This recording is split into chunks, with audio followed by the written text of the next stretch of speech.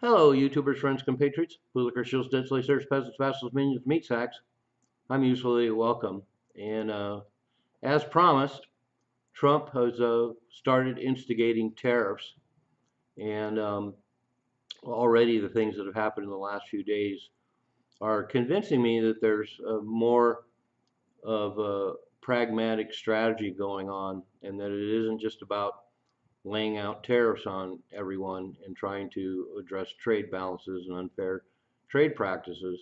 And so I'm going to withhold my judgment. I initially had some reactions because historically tariffs have been a mixed bag, but also the fact that it just seemed reckless that it was going to start trade wars, and the whole idea of replacing the U.S. Income tax with tariff revenues just seemed nutty to me. But I'm going to start cutting Trump some more slack, seeing the results. There was a lot of suggestions that his whole uh, program of tariffs was actually just to give the United States a lot better bargaining and negotiating position. And that kind of seems to be true with the way things are unfolding now. So, as we know, he announced that last weekend that the tariffs would begin 25% tariffs on Mexico and 25% tariffs on Canada and 10% tariffs on China. So the first thing that we learn is that all these tariffs are not just going to be ushered in immediately, that a lot of the ideas for tariffs are have a long game, and that a lot of the tariffs they're considering are not going to be instigated without giving them more thought and pushing us well into the spring and summer. So this isn't one big bang and an all or nothing proposition. It does once again look like Trump is using it for a negotiating bargaining position, and we could have no better evidence of the fact that when he initially announced tariffs on Mexico, initially Mexico announced that they were going to retaliate with all their own tariffs, and now they've had a quick turnaround and have announced that they will cooperate with the United States. The tariffs have been put off for at least 30 days, and Mexico will put 10,000 Mexican National Guard on the border to help restrict fentanyl trade.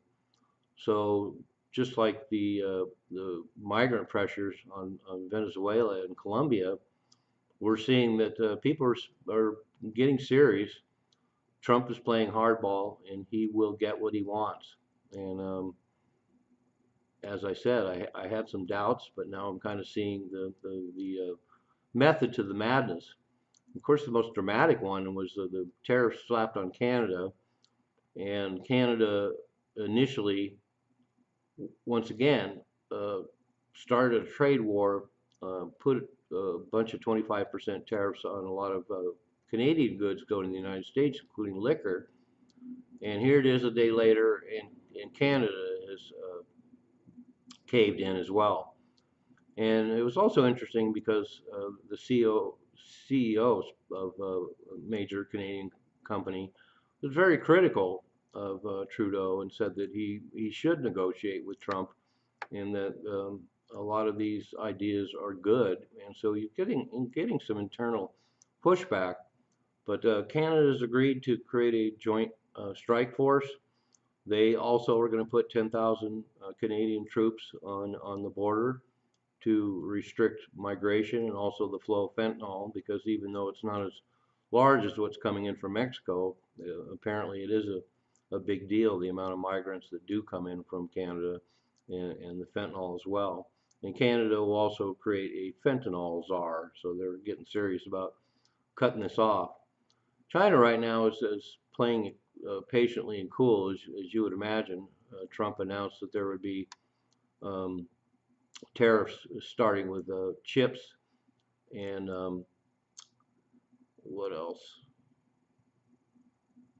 Oh, semiconductors, and um, and it's only a 10% tariff at this point.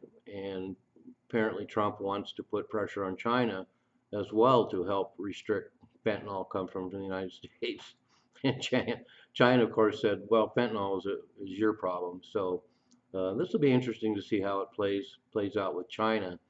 But I have to say, the game that Trump is playing with China and Mexico has paid off. He still made a remark about Canada would be better off being the 51st state of the United States, and I balked that as pretty ridiculous, as well as the idea of getting Greenland. But both of those ideas seem a little more realistic than I ever could imagine. And seeing the way that this tariff war is played out is a good example of that. And so when you look at the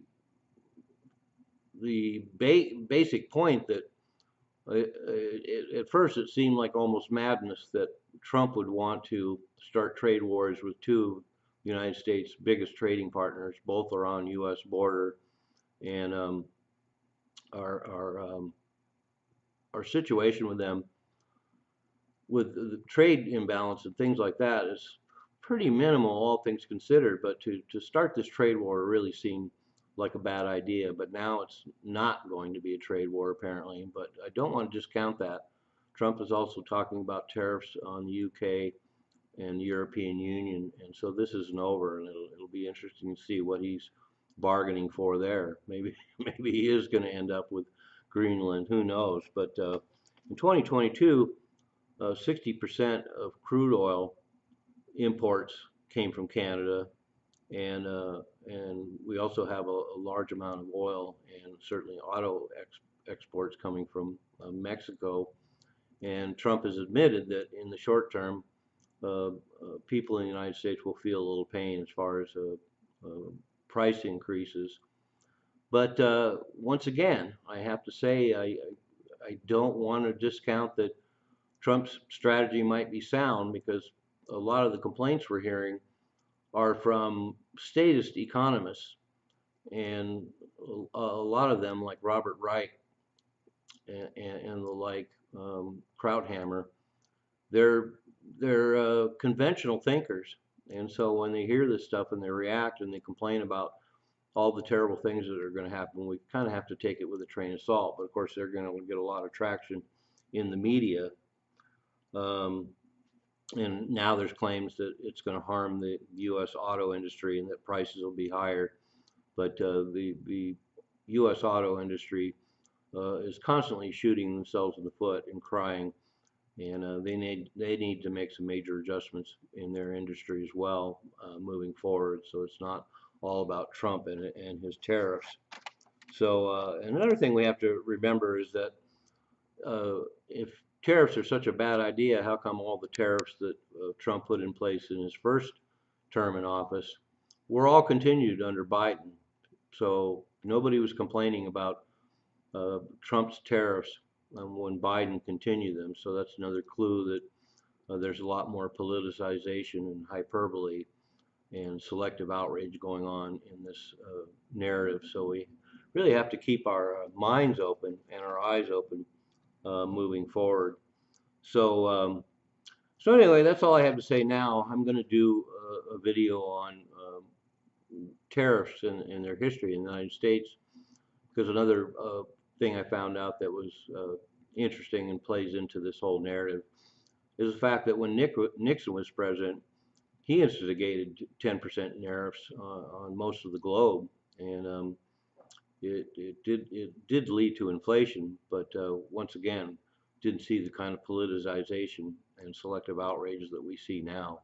And we always have to factor that in anything that we see in the news anymore, that whatever Trump does, it doesn't matter whether it's good or bad, and it doesn't matter whether it's been done before or that there could be positive results. The fact that Trump's going to do it is going to make it outrageous to the liberal media and the liberal politicians and the liberal base, and that's just a fact of life. So anyway, very, very interesting. I was prepared to do a video all about dumb trade wars and unnecessary trade wars, and something that could trigger a lot of economic calamity in the world. But here we are, one day later, and I'm having to suck it up and realize that this is more complicated than I thought, and Trump may, after all, be on the right track. I'm a useful idiot. Don't you be one too.